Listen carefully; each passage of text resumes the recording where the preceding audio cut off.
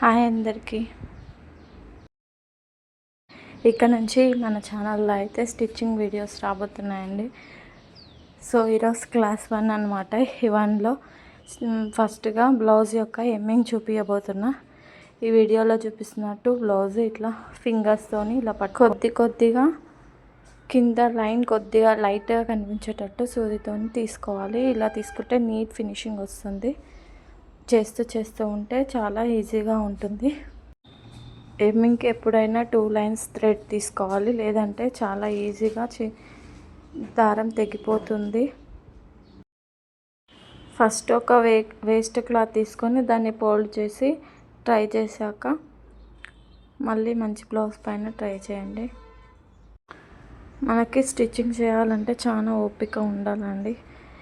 So ఇదంతా first ఎమ్మింగ్తోనే మన ఓపిక అనేది తెలుస్తుంది.